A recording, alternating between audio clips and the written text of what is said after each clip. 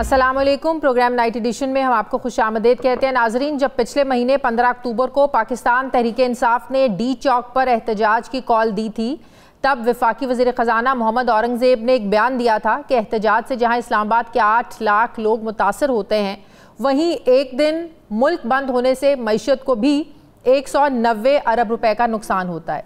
PTI ने चंद दिन पहले जब अचानक 24 नवंबर यानी आज एहतजाज की फ़ाइनल कॉल दी, तो हुकूमत ने ऐलान किया कि वो किसी को इस्लामाबाद और मुल्क बंद करने की इजाज़त नहीं देंगे। मगर ये क्या, PTI से पहले हुकूमत ने खुद ही पूरा मुल्क बंद कर दिया। एक तरफ हुकूमत का दावा है कि बानी PTI की फ़ाइनल कॉल मिस कॉल साबित होगी, वहीं खुद ही तमाम रास्ते बंद कर दिए और खुद ही PTI के एहतजाज की पब्लिसिटी कर दी, इसे कामयाब बना दिया। PTI अभी कहीं इस्लामाबाद के रास्तों में है, पहुंचती है नहीं पहुंचती है, रास्ते बंद हैं। लेकिन हुकूमत पिछले 2 दिन से क्या कर रही है? हुकूमत ये कर रही है कि इस्लामाबाद में दाखिल होने वाले रास्तों पर कंटेनर्स ही कंटेनर्स लगाकर उनके हसार में बैठे हैं। सवाल ये है कि हुकूमत ने PTI की एहतजाजी कॉल को इतना सीरियस क्यों लिया है? GT रोड और मोटरवेज को बंद करना, बार बार इंटरनेट बंद करना हुकूमत की स्ट्रैटेजी को जाहिर करता है या खौफ को? एक सरकारी रिपोर्ट के मुताबिक पिछले 18 माह में PTI के धरनों और एहतजाज से निमटने पर हुकूमत 2 अरब 70 करोड़ रुपए खर्च कर चुकी है। अगर यही हुकूमत PTI को इंगेज कर लेती और मुज़ाकरात की टेबल पर बिठा लेती, तो क्या चाय बिस्किट पर इतना खर्च होना था? बिल्कुल नहीं होना था। ये हकीकत है कि पाकिस्तान तहरीक इंसाफ के जो मुतालिबात हैं उनको फौरी मान लेना हुकूमत के बस में है, ना ही ज़ाहिर सूट करता है। लेकिन सवाल ये है कि हुकूमत का सारा फोकस PTI को सियासी तौर पर इंगेज करने की बजाय अपनी इंतज़ामी ताकत दिखाने पर क्यों है? सवाल ये है कि दोनों फरीक मुहाज़राई की सियासत क्यों कर रहे हैं? कहीं हुकूमती गुस्से की वजह PTI का ये दावा तो नहीं कि उनके मुज़ाकरात ऊपर के लेवल पर हो रहे हैं? PTI के इस दावे की हकीकत क्या है, इसी पर मैं बात करूँगी। मुझे ज्वाइन कर रहे हैं सीनियर सहाफ़ी तज्ज़ियाकार मुज़म्मिल सोहरवर्दी साहब। अस्सलाम वालेकुम, बहुत बहुत शुक्रिया मुज़म्मिल साहब आपका। मुज़म्मिल साहब, हुकूमत तो ज़ाहिर है तहरीक इंसाफ को इसीलिए एहतजाज करने की इजाज़त नहीं देना चाहती है, जो हमेशा कहते हैं कि हम शहर बंद करने की इजाज़त नहीं देंगे, लोगों की ज़िंदगियों को मुश्किलात में घिरने की इजाज़त नहीं देंगे। लेकिन खुद ही लोगों को घरों में कैद कर दिया, लोग कहीं निकल नहीं सकते, कहीं जा नहीं सकते, रास्ते सारे बंद हैं।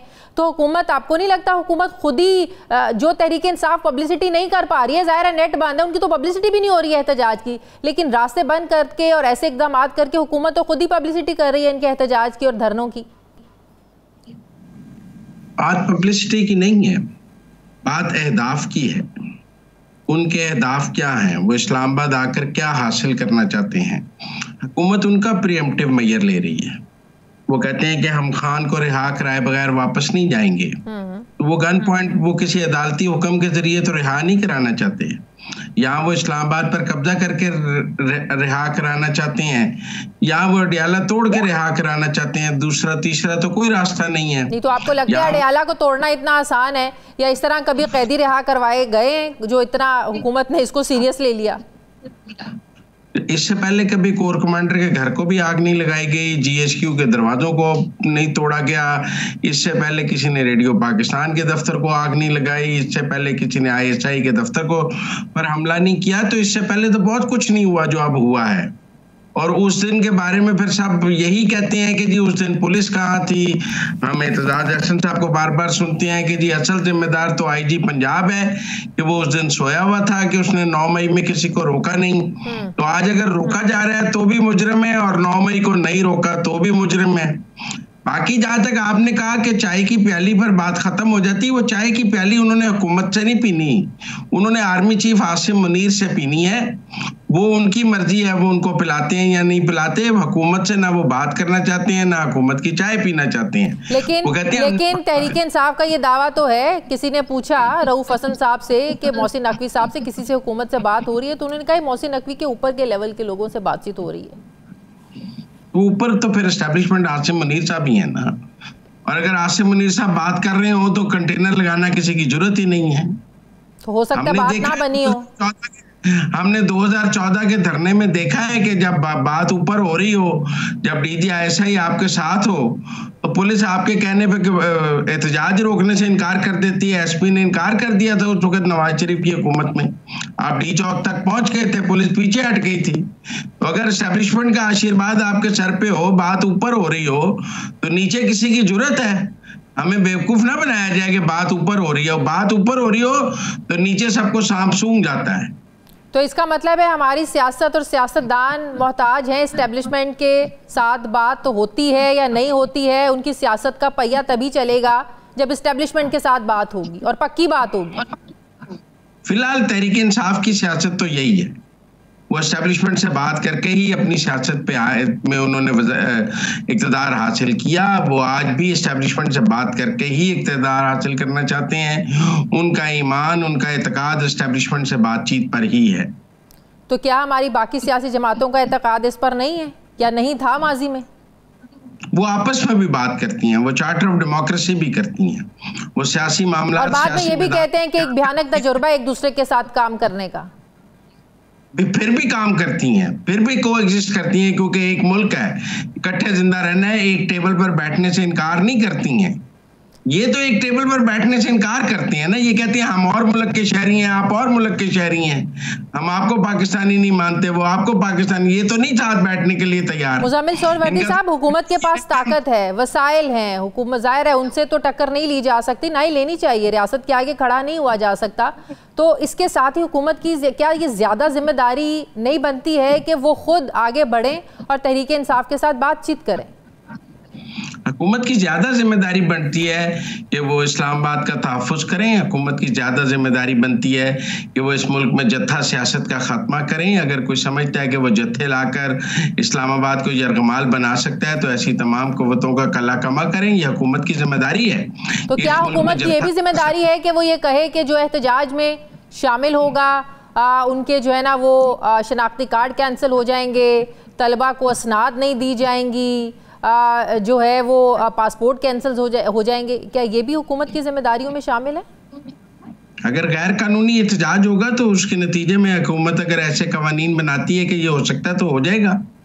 वैसे भी मैं समझता हूँ जो बच्चे 18 साल के नहीं हैं उनको सियासत में as a political human shield नहीं इस्तेमाल किया जाना चाहिए। ये आप क्यों अज्यूम कर रहे हैं कि 18 साल के से कम उम्र के बच्चों ने आना था? ये तो सारे अज्यूम करने वाली बात है ना कि वो आते तो ये होता, वो आते तो ये होता, तो उससे पहले ये कर लें। नहीं, अगर ये पिछले दिनों मैंने कुछ वीडियोस देखी हैं कि बच्चे पंफलेट बांट रहे थे और फिर ये कहा गया कि बच्चों को पकड़ा गया है। मैं समझता हूं कि वो तहरीक इंसाफ की जानिब से बच्चों को एज पॉलिटिकल ह्यूमन शील्ड इस्तेमाल करने की जरूरत थी।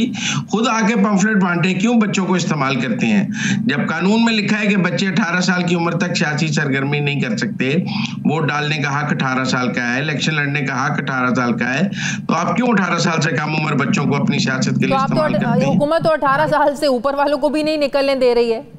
नहीं, हुकूमत निकलने देती है, क्यों नहीं निकलने देती है? आप मौलाना ने इतना कुछ किया, अगर आप आइन कानून के मुताबिक करें। अभी आपने सवाबी में उधर संजानी में जलसा किया, लाहौर में जलसा किया, जो आइन कानून के मुताबिक अगर आप कहेंगे कि हमें हुकूमत से इजाजत की जरूरत नहीं है और हम नहीं बताएंगे कि हमने आकर क्या करना है, कितने दिन बैठना है, तो कौन आपको करने देगा?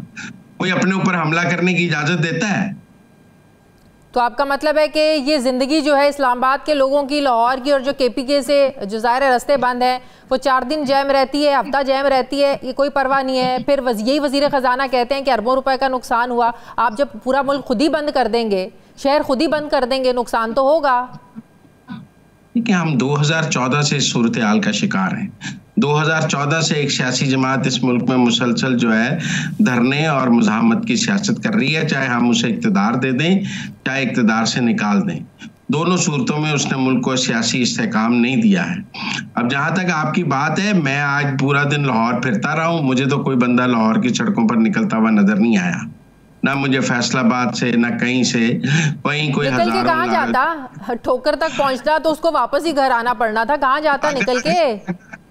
अगर 10,000 20,000 लोग निकल आते लाहौर की सड़कों पर तो ये कंटेनर हट जाते। अच्छा। जो केपी में लोग निकले हुए हैं वो हुकूमती वसाइल और हुकूमती आशीर्वाद से निकले हुए हैं। आप समझिए, अगर कोई अवामी इनकलाब हो तो वो लाहौर की सड़कों पे भी होगा, कराची की सड़कों पे भी होगा, क्वेटा की सड़कों पे भी होगा। और अगर सिर्फ रियासती मशीनरी के सर पे कोई इनकलाब होगा तो वो सिर्फ केपी में तक महदूद होगा कि एक वजीर आला निकला हुआ अपनी हुकूमती मशीनरी निकल लेकर दूसरे एक हुकूमत वफाक पर हमला करने के लिए। तो आप कह रहे हैं कि लोग निकलना ही नहीं चाहते हैं, तो 8 फरवरी को कौन निकला था? मुझे नहीं पता कौन निकला था, मुझे तो ये भी पता है कि 2013 में कहा गया था 35 पंचर लगे हैं। जब अदालत ने पूछा था तो आपके पास कोई जवाब नहीं था उन 35 पंचर का। 129 दिन आपने मुल्क को यरगमाल बनाया। आप कहते रहे 35 पंचर लगे हैं। जब जुडिशल कमीशन आपकी शराइत पे बना, TORs आपकी मर्जी के थे, कमीशन आपकी मर्जी का था, उसने कहा 35 पंचर के सबूत लाएं, तो आपने कहा मेरा सियासी बयान है। इस मुल्क में आपने धांधली के नाम पर कई दफा झूठ बोले हैं और 2018 में RTS बैठा गया, लिहाजा मुझे तो लगा कि 8 सोहरवर्दी साहब, इसका हल क्या है? जाहिर है सियासी अदम इस्तेहकाम जब तक खत्म नहीं होगा, जब तक सियासत में स्टेबिलिटी नहीं आएगी, जाहिर है ये मुआशी इस्तेहकाम इससे जुड़ा हुआ है। तो इसका आप क्या समझते हैं कि इसका हल क्या है? हुकूमत के साथ बातचीत हो नहीं रही है तो कैसे, ये क्या ऐसे ही कभी बंद हो रहा है मुल्क, कभी खुल रहा है, कभी एहतजाज की कॉल हो रही है, कभी इस्लामाबाद बंद है, कभी लाहौर बंद है। अब देखें ना, कल भी तालीमी इदारे बंद होंगे, इंटरनेट बंद है।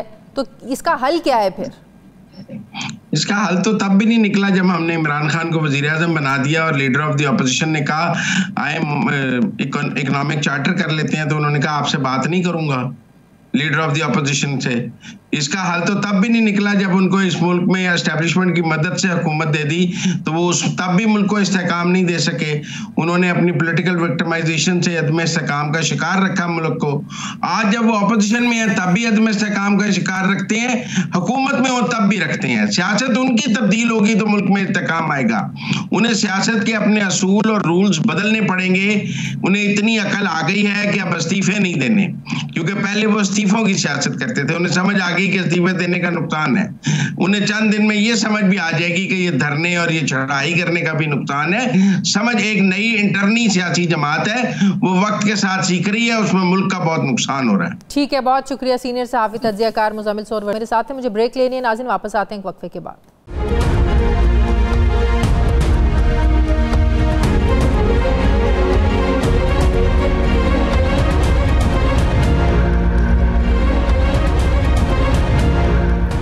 ब्रेक के बाद एक बार फिर से आपको खुशामदीद कहते हैं नाजरीन। पिछले 2.5-3 साल की सारी सियासी तलखी आज 24 नवंबर में लगता है सिमट आई है। लगता ऐसे है कि अगर पाकिस्तान तहरीक इंसाफ और शहबाज शरीफ की हुकूमत अपने सख्त मौक़िफ़ से एक एक कदम पीछे नहीं हटते तो सियासत मज़ीद तल्ख होती हुई नज़र आ रही है।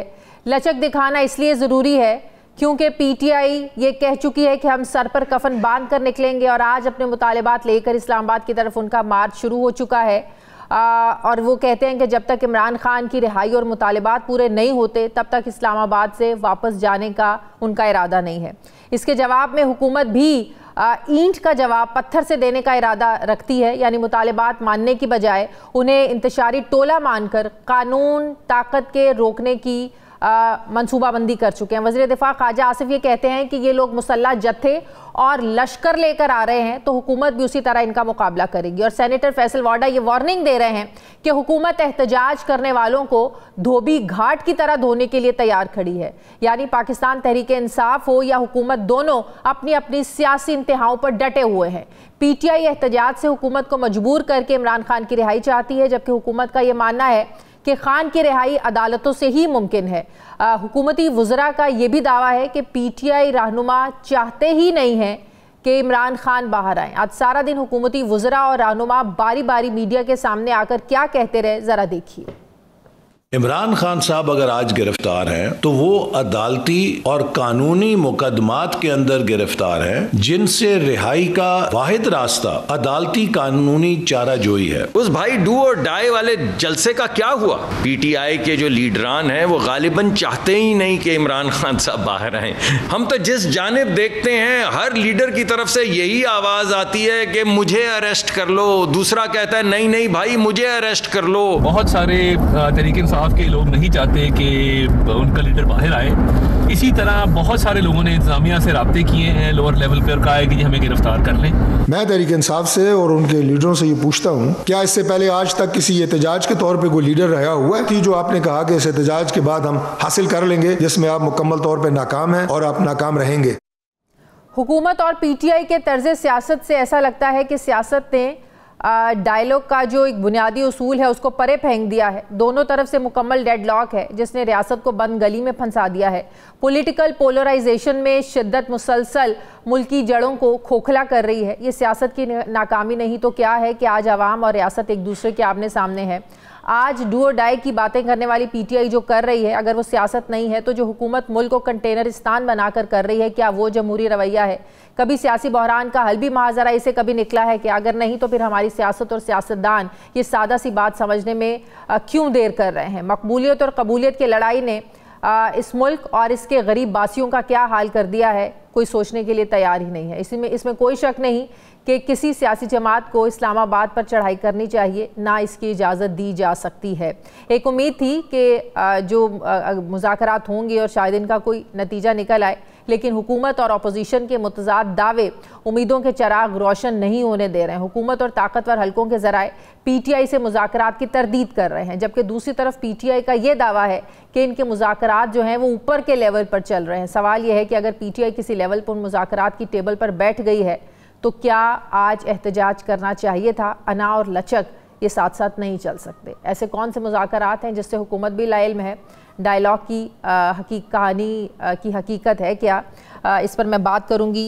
मुझे ज्वाइन करें सीनियर सहाफ़ी तज्ज़ियाकार हफीज़ुल्लाह नियाज़ी साहब। अस्सलाम वालेकुम, बहुत बहुत शुक्रिया हफीज़ुल्लाह नियाज़ी साहब। हफीज़ुल्लाह नियाज़ी साहब, एक तरफ हुकूमत ये बात करती है कि जब भी तहरीक इंसाफ एहतजाज की कॉल देती है, पिछले कुछ अरसे से उन्होंने वो हमें सारे आदाद शुमार भी दिए कि कितना जो है ना वो अरबों का नुकसान हो गया सिर्फ इनके एहतजाज और धरनों की वजह से। लेकिन उन्हें तो कुछ करने की ज़रूरत ही नहीं है। उनकी तो एक कॉल पर हुकूमत तो खुद पूरा मुल्क बंद कर देती है। ये हुकूमत तो अपना काम खुद ख़राब कर रही है।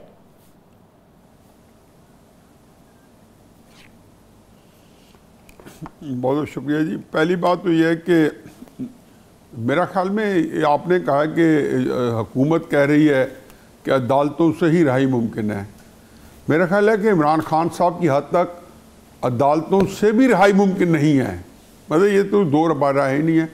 दूसरी बात यह है कि हम तो भले से कितना एक बुलंद बाग तरीके से कहते रहे कि हुकूमत और इमरान खान, हुकूमत इस इमरान खान इंतहा पे, ये इसमें बगैर अल्फाज चबाए असल मसला जो है वो इमरान खान और हुकूमत के दरमियान नहीं है। असल मसला है इमरान खान और एस्टैब्लिशमेंट के दरमियान, क्योंकि इमरान खान साहब ने ललकारा ही एस्टैब्लिशमेंट को है।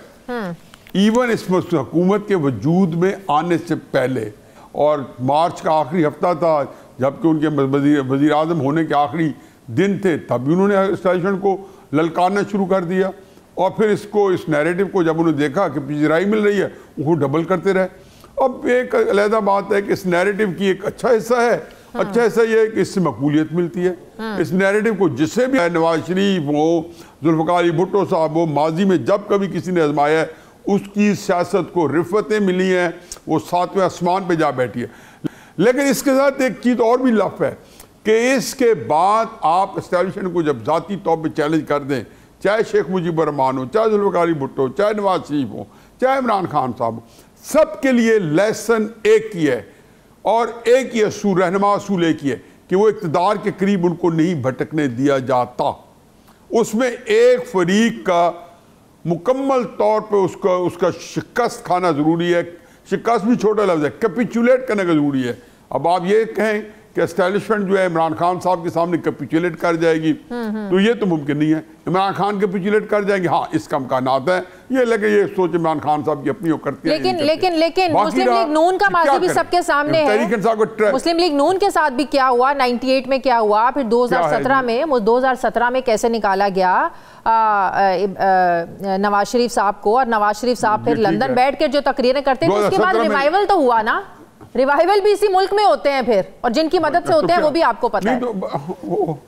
ओहो, आप वो ना समझाएं किस किस्म के रिवाइवल हुए हैं और ये अगर सरताज शौकत अजीज टाइप हुकूमत मिल जाए, जो इमरान को भी मिल जाएगी, तो रिवाइवल क्या होगा? इसको रिवाइवल कहेंगे कि अगर किसी जगह पे जो उनका अपना जो कंप्लाइंट आदमी, कंप्रोमाइज आदमी मुस्लिम नून में से तरीके साहब से बिठा देंगे तो इमरान खान का रिवाइवलिज्म होगा। बात यह, और उसके बाद यह कि असल में हम बात को पूरी तरह कॉम्प्रीहेंड या कर नहीं पाते या उसको पूरे प्रोस्पेक्टिव में देखते नहीं है। पहली बात तो ये देखें कि इमरान खान साहब ने जो ज़ुबान एस्टेब्लिशमेंट के खिलाफ इस्तेमाल की है, ये पाकिस्तान की तारीख में इससे पहले किसी ने नहीं की। चलो कर ले जो उसका फ़ायदा उठने। दूसरी बात यह है कि इमरान खान साहब को इस ज़बान इस्तेमाल करने के लिए जलसे भी मिले हैं, जुलूस भी मिले हैं, और ये मेन स्ट्रीम मीडिया भी मिला है। ये 10 अप्रैल 2022 के बाद उन्होंने जब वो एक दफ़ा पहले हुकूमत गिराने के लिए आए थे 25 मई को, तो उससे पहले 40 जलसे किए थे जिनकी लाइव कवरेज होती थी। फिर उसके बाद उन्होंने इलेक्शन भी 20 ज़िमनी लड़के इलेक्शन MPA के लड़े, फिर और कई लड़े। फिर उसके बाद उन्होंने रावलपिंडी पे चढ़ाई की, क्योंकि एक उन्होंने आर्मी चीफ की तैनाती एक मखसूस आदमी की रुकवानी थी। तो इसमें और वो जलसे करते रहो, ये सारी तकरीरें उनकी लाइव कास्ट होती रही। ये नवाज शरीफ को, जुल्फ़िकार अली भुट्टो को, शेख मुजीबुर रहमान को, किसी को ये हासिल नहीं थी। अखबार के अंदर गुजरांवाला वाली तकरीर नवाज शरीफ साहब की, वो आपको भी याद है, जिसके बाद फिर बैन लगा था। जी हाँ, यही जी आप बताएं मुझे अच्छी तरह। यही बैन इसके बाद नहीं लगा था, वो तकरीर सोशल मीडिया पे आई थी, उससे पहले बैन लगा हुआ था उनका। फिर इन्होंने क्या किया, इन्होंने नवाज शरीफ साहब के खिलाफ जो जुबान इस्तेमाल की। नवाज शरीफ साहब जो है ये एस्टेब्लिशमेंट का, जनरल बाजवा का जो सेकंड फिडल के तौर पे ये सामने आए, ये उनके साथ एक पेज पे आए। इन्होंने नवाज शरीफ साहब को जब जेल गई और उसके बाद जो 2018 का इलेक्शन था उसके बेनिफिशरी इमरान खान साहब थे, तो उसके और नवाज शरीफ साहब जेल में थे, उनकी बीवी कसम पुरसी से मर रही थी। अब तो फरमा रहे हैं ना कि मुझे बेटों से बात नहीं कराई जाती, कराने दी जाती। उस वक्त कलसूरी नवाज साहबा का मजाक उड़ाया जाता था। मेरा मौजू ये नहीं है।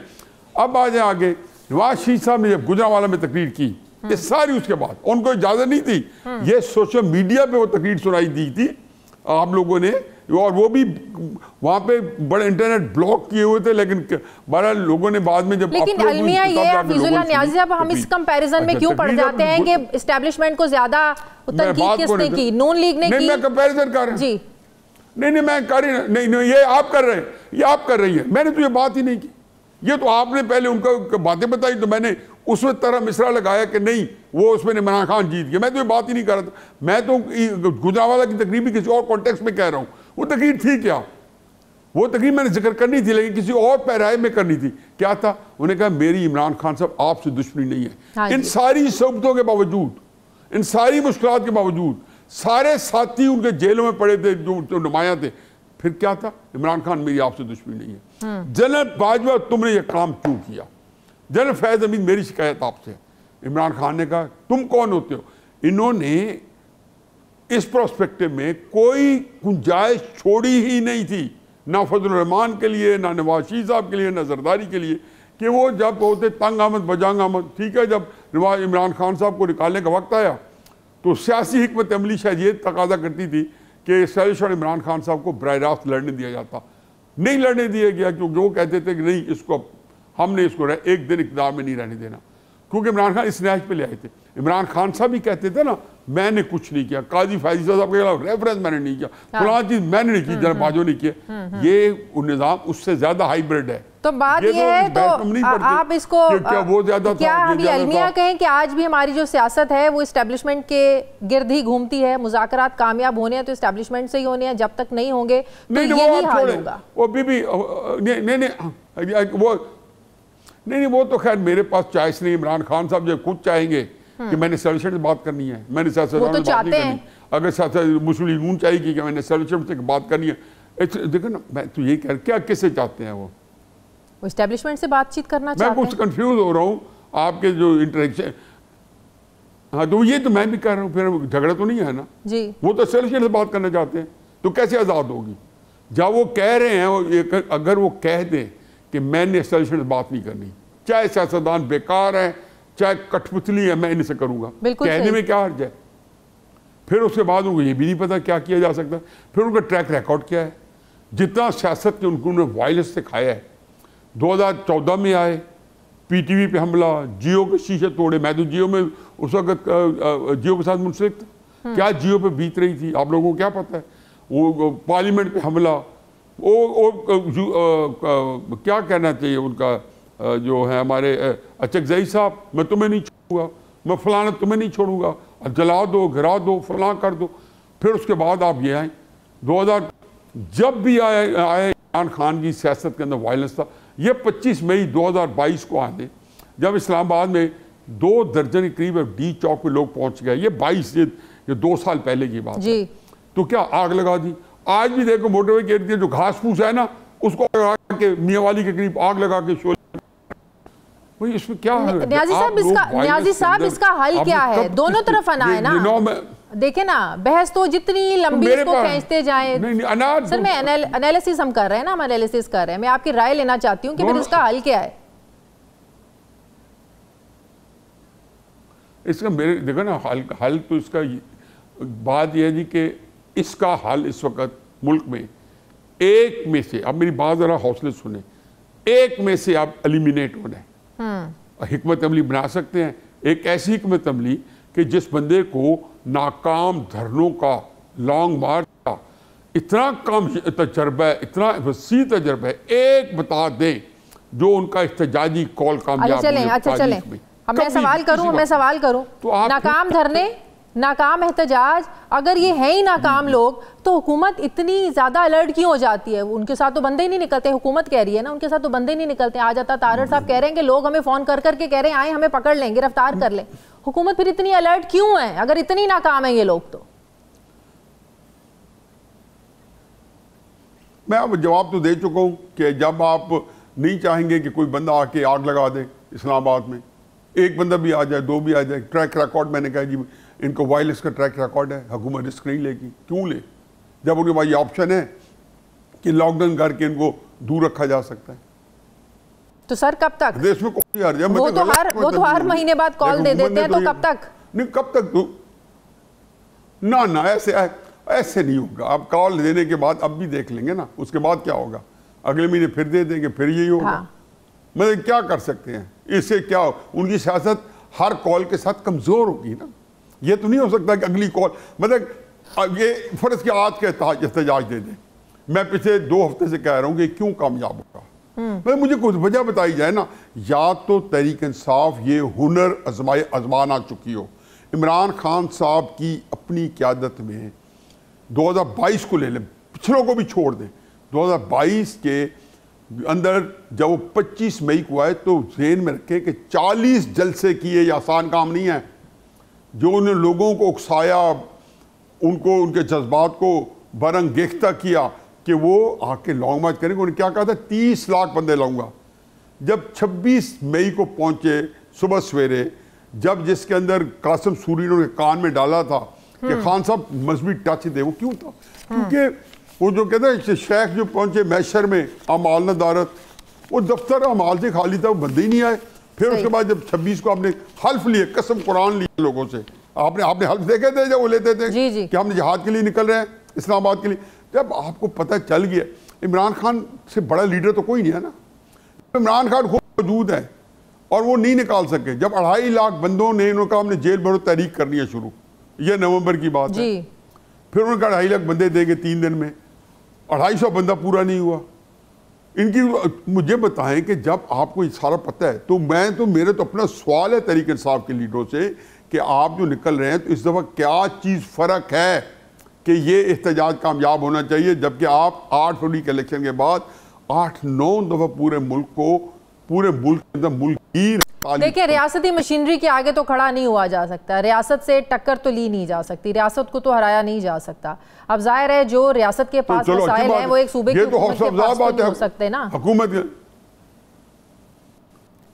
नहीं, ओहो, फिर तो ये बात हौसला अफजा बात है रियासत के लिए जी। वो तो ये कहते हैं कि जब ये लाठी मेरी है तो भैंस क्यों तुम्हारी है? बिल्कुल।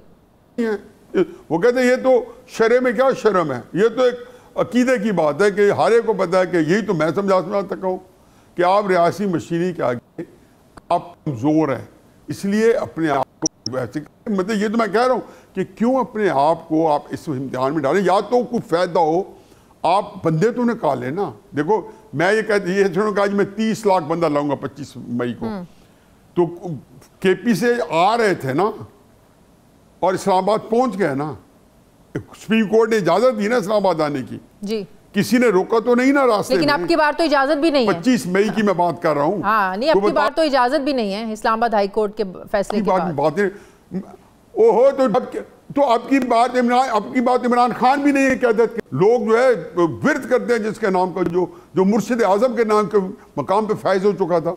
मतलब आप ये देखिए, मैं तो ये आपको एक एकेडमिक बात कर रहा हूँ कि कहता था 30 लाख बंदे लाऊंगा। मैंने कहा इमरान खान आप 30,000 बंदा ले आओ, और भाई कुछ तो शो करो, लेकिन 3,000 बंदे के साथ आप पहुंच जाएं, 30 लाख बंदे का कह के 40 जलसे करें, तो मुझे इसमें मैं क्या कर सकता हूं? ठीक है, मतलब आप क्राइसिस ये है कि आपके अंदर कोई ऐसी बात है कि आपके सिस्टम के अंदर, हिकमत अमली के अंदर वो खराबी होगी, उसको आप रिविजिट करें। आपका काम है प्लानिंग करें और कोई बहुत एहतजाज करें ताकि कामयाब हो सके, बजाय आप वजाहतें दें और किसी पे इल्ज़ाम लगाएं कि जी रियासती मशीनी आज फलां चीज़ हो गई, आज बारिश हो गई, आज सर्दी पड़ गई, तो फिर ठीक है, फिर आप इसका अगर गुजारिश चलता है तो गुजारत करें। बहुत शुक्रिया, बहुत शुक्रिया सीनियर सहाफ़ी तज्ज़िया अब्दुल्ला नियाज़ी साहब मेरे साथ थे। मुझे ब्रेक लेनी है नाज़रीन, वापस आते हैं वक्फे के बाद।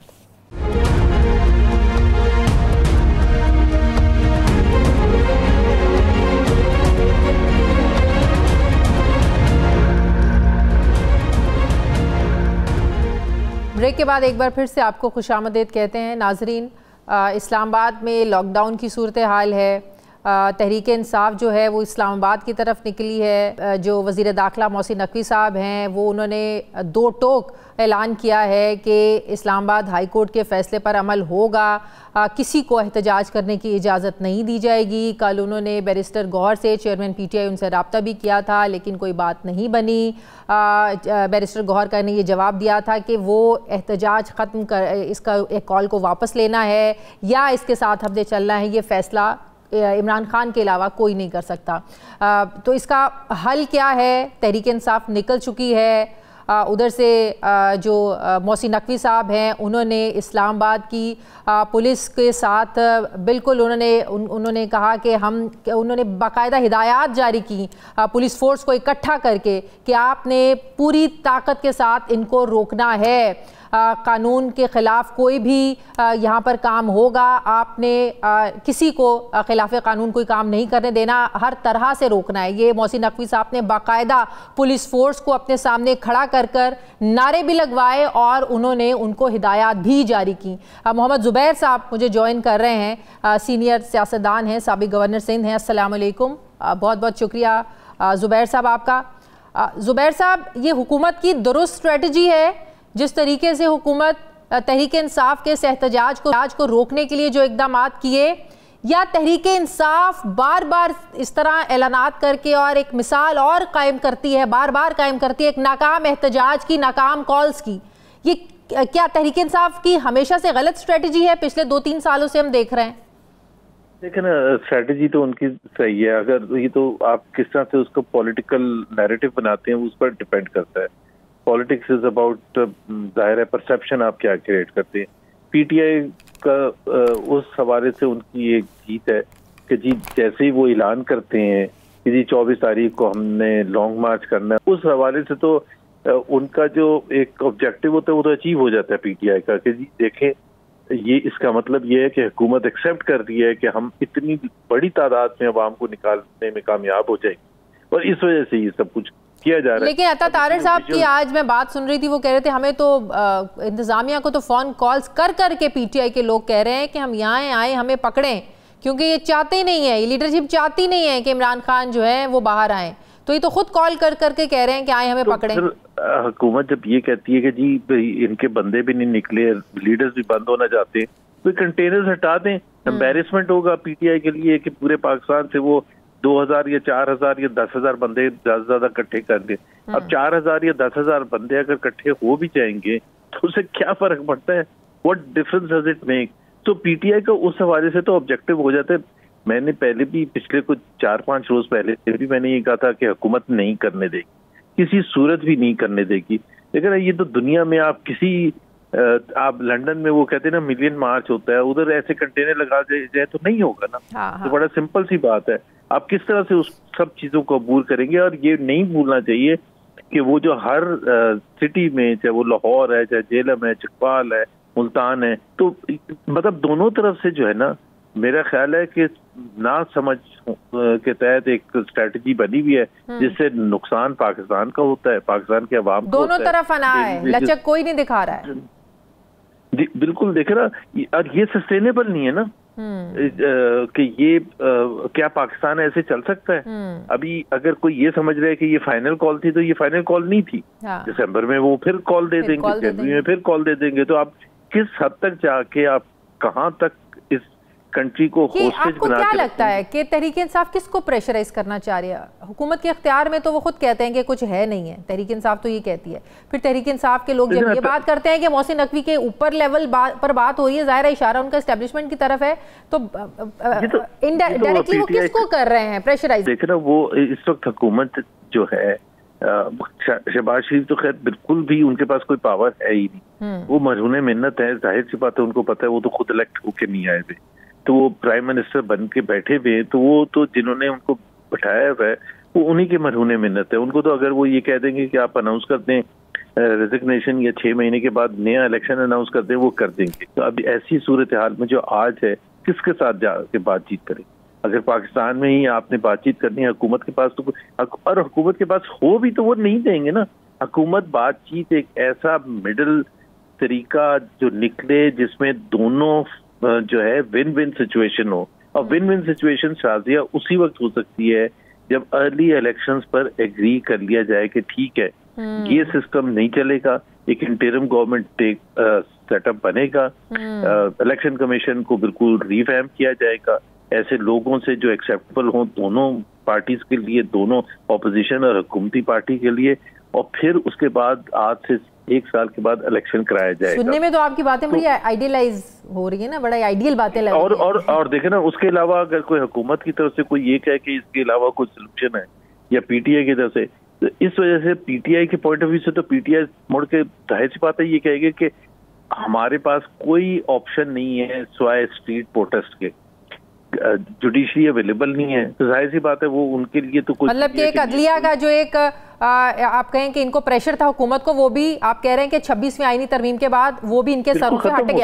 गया ना, हट गया बिल्कुल। इलेक्शन कमीशन आपके साथ था ही नहीं, मीडिया को भी मजल कर दिया जाता है, तो फिर पार्लियामेंट के पास क्या इख्तियारात है? कोई इख्तियारात नहीं है, तो फिर क्या ऑप्शन है उनके पास, पीटीआई के पास? ये दोनों पार्टीज रिस्पॉन्सिबल है, लेकिन ज्यादा जो रिस्पॉन्सिबिलिटी है वो हुकूमत वक्त पर है।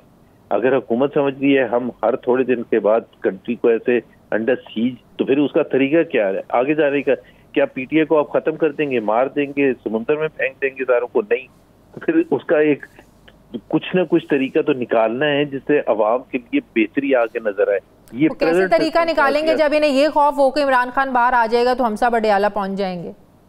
नहीं, वो देखे ना, वो एग्जैक्टली देखें, जब मैं कहता हूँ मिडिल रास्ता और गिव एंड टेक, तो इमरान खान को भी ये यकीन दिलाना पड़ेगा कि भाई आप नहीं अडियाला जाएंगे, मैं कोई ऐसी चीज नहीं करूंगा। अगर मेरा पहले टर्म से तासुर ऐसे मिला है कि जी मैं सबको अंदर बंद कर दूंगा, तो वो नहीं होगा।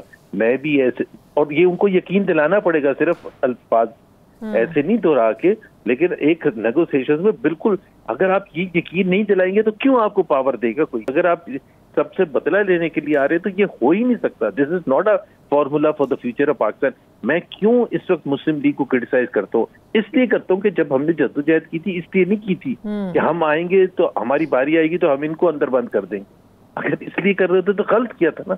अगर पीटीआई इसलिए वापस आना की कोशिश कर रही है पावर में कि वो आके सबको फिट कर देंगे, तो फिर कैसे उनके लिए स्पेस बनेगी? मैं फिर अगर ऐसी अल्लाह ना करे ऐसी सिचुएशन हो तो मैं पीटीआई को क्रिटिसाइज कर रहा हूँ कि भाई आप क्या ये मुल्क तो है? पीटीआई को भी तो ये यकीन दिलाएं, अगर सियासी लोगों को सियासी लोगों के साथ ही बात करनी है तो ये फिर हुकूमत को उतना बाइख्तियार होना पड़ेगा या हुकूमत को इख्तियार देना पड़ेगा। तो सियासतदानों के तो हाथ कभी भी मजबूत नहीं होंगे ना जुबैर साहब। देखिए, पीटीआई का एक जो इशू है, जो लोग समझते हैं कि जी जिस तरह एक गंडापुर साहब और उनकी बातचीत है। दूसरी तरफ सलमान राजा जैसे एक डिसेंट किस्म के जो अच्छे सियासतदान हैं, जो समझते हैं पाकिस्तान के और कोई बातें भी कोई अकल वाली करते हैं, या उस किस्म के बैरिस्टर गौहर है, असद कैसर है, इस किस्म के लोगों की एक टीम बना के इमरान खान साहब को बिल्कुल पहल करनी चाहिए, इनिशिएट करना चाहिए कि जी हम बातचीत करने के लिए तैयार है। दूसरी चीज ये है कि आप हर मार्का जो होता है, मार्च जो होता है, वो फाइनल नहीं होता कि कफन बांध के निकलेंगे। आप ये कौन सा तरीका? और इस शर्त से पीछे हटना पड़ेगा तहरीक इंसाफ को कि बात तब शुरू होगी जब इमरान खान जेल से बाहर आएंगे। नहीं, अच्छा हाँ बिल्कुल, वो देखना, वो तो सारे सोल्यूशन जो होगा वो तो एक निकलेगा ना, जिसमें इमरान खान की भी रिहाई होगी, जिसमें पाकिस्तान का फ्यूचर सेटअप की भी बात होगी, जिसमें जुडिशियल इंडिपेंडेंस की भी बात होगी। वो तमाम चीजें एक साथ होंगी ना, एक सिर्फ इमरान खान के निकलने की तो बात नहीं। मैं नहीं ये कह रहा, जाहिर सी बात है पीटीआई के वर्कर्स और सपोर्टर्स के लिए Imran Khan is the most important thing, लेकिन हम पाकिस्तान की बात कर रहे हैं। इमरान खान उसका सोल्यूशन हो सकते हैं अगर पीटीआई इसमें इनिशिएट करे।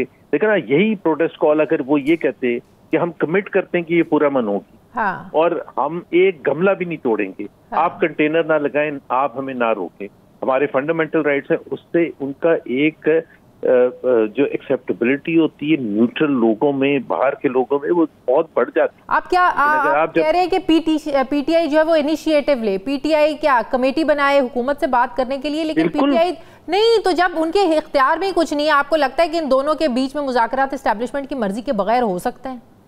ना, एस्टेब्लिशमेंट भी तो देख रही होती है और सुन रही होती है कि जी पीटीआई वाले क्या बातें कर रहे हैं। अगर वो इन लोगों की कमेटी बनाती, आई एम 100% श्योर एस्टेब्लिशमेंट के लिए ये नाम काबिल कबूल होंगे।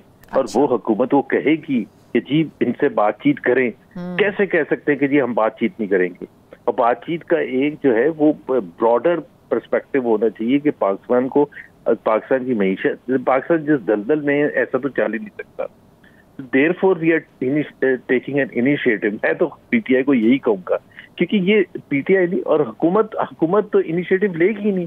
हुकूमत तो हुकूमत में बैठी भी है, पार्टी तो हुकूमत में बैठी है, पीएमएलएन क्यों इनिशिएटिव लेके कहेगी कि आए बातचीत करें?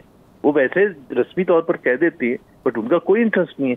जब तक उन पर प्रेशर, सब ये कहते हैं ना कि पीटीआई को जलसे जुलूस लॉन्ग मार्च खत्म नहीं करनी चाहिए, और एक ऐसी पार्टी के तौर पर अपने आप को पेश करना चाहिए जो सोल्यूशन पेश कर रही है पाकिस्तान का। तो सोल्यूशन पेश करने में अगर वो पहल करेगी तो बहुत से लोग जो है हर बैकग्राउंड के, चाहे वो मीडिया हो, चाहे जुडिशरी हो, चाहे सपोर्ट करेगा, हर कोई सपोर्ट करेगा कि भाई व्हाट्स रॉन्ग।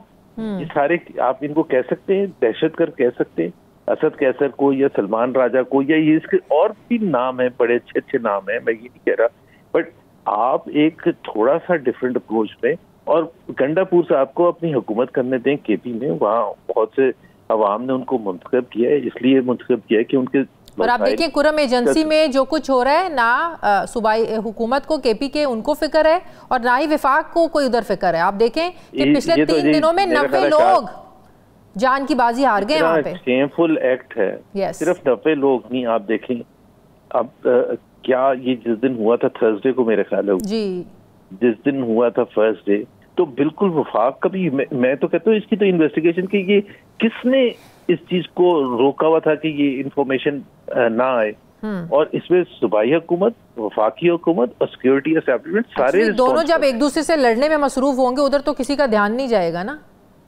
बिल्कुल ऐसे ही है। देखिए ये सिचुएशन खराब से खराब तर होती चली जाए, अब आवाम के लिए मसाइल बढ़ते चले जा रहे हैं, मईशत खराब होती चली जा रही है, एम्प्लॉयमेंट जनरेशन नहीं हो रही है, फॉरेन डायरेक्ट इन्वेस्टमेंट कैसे आएगा? तो आप समझते हैं कि अगर ये बात नहीं करेंगे हुकूमत से तहरीक इंसाफ वाले तो मामलात आगे नहीं बढ़ेंगे? अब ये कॉल अगर वापस ले लेते हैं या नाकाम हो जाता है, दिसंबर में फिर कॉल दे देंगे, जनवरी में फिर दे देंगे, 3 महीने बाद फिर दे देंगे, तो ये तो मसला ऐसे चलता रहेगा। मसला ऐसे चलता रहेगा और हुकूमत समझेगी। देखिए ना, हुकूमत में जो वजीर होते हैं ना या MNAs होते हैं, उनको कोई फर्क नहीं पड़ता शायद का। उनको आज या कल या परसों ये जब खत्म हो जाएगा, वो बिल्कुल सुकून का सांस लेंगे। वो आज रात भी बैठ के अच्छे ऐश कर रहे हैं, अच्छा खाना खा रहे हैं, अच्छी जगह रह रहे हैं, सब कुछ कर रहे हैं। वो एलीट है। आपसे बेहतर कौन जानता है कि इक़्तिदार का नशा क्या होता है? बहुत ज्यादा नशा होता है ना, तो वो तो सिर्फ ये इस चीज का इंतजार है ये फेल होंगे और इनको मार पड़े या जैसे भी ये खत्म हो, और हम फिर उसके बाद दूसरे दिन से अपना जो भी हमने वापस जो हुकूमती काम है उसमें वापस चले जाएं, और हुकूमत झंडे वाली गाड़ी भी रहेगी, और ये भी महसूस होना शुरू हो जाएगा कि पीटीआई को एक और हमने शिकस्त दे दी है। अब इस तरह से अगर हुकूमत में बैठ के सोचेंगे, और दूसरी चीज देखें चाहती है जो मैं कहना चाहता हूँ, देखें ये एक तो तरीका ये है कि नेक्स्ट इलेक्टोरल प्रोसेस का, दूसरा ये है कि आपने जो भी किया था 8 फरवरी को और 9 फरवरी को तहस नहस किया था अवाम के मैंडेट के साथ, उसके बाद जो दूसरा मरहला होता है जो आइन में लिखा हुआ है वो होता है कि वो जो इरेगुलरिटीज है उनको इलेक्शन कमीशन ट्रिब्यूनल सेट करती है, वो 6 महीने के अंदर अंदर उन्होंने फैसला करना होता है। अभी आप जरा नियत देखें इलेक्शन कमीशन की, जो मेरा ख्याल है अवाम को पता होना चाहिए। उन्होंने फरवरी में जैसे इलेक्शन खत्म हुए, जो उनको रिक्वायरमेंट थी, उन्होंने ट्रिब्यूनल बनाए 15 ट्रिब्यूनल, 5 ट्रिब्यूनल केपी के लिए, 4 सिंध के लिए, 3 बलोचिस्तान के लिए, 1 इस्लामाबाद में तो सिर्फ 3 सीटें नेशनल असेंबली की, प्रोविंशियल असेंबली होती ही नहीं, जहां तकरीबन 400 सीटों का मुकाबला हुआ है, जहां सबसे ज्यादा शिकायत है वहां के लिए 2 ट्रिब्यूनल, बलोचिस्तान के लिए 3, सिंध के लिए 4, केपी के लिए 5, इस्लामाबाद के लिए 1, जहां 3 सीटें, जहां 400 सीटें वहां के लिए 2। उनकी नियत उसी से पता चलती। 9 महीने हो चुके हैं, कोई फैसला नहीं हुआ, तो फिर आप ये भी एक्सपेक्ट करते हैं कि लोगों का फिर गुस्सा भी कंटेन करें, वो रिएक्ट भी ना करें इस तरह से तो नहीं काम चल सकता। ठीक है, बहुत शुक्रिया जुबैर साहब, आपका प्रोग्राम का वक्त खत्म हो गया। नाज़रीन फीडबैक दें, अपना ख्याल रखें, मुझे इजाजत दें, अल्लाह हाफिज।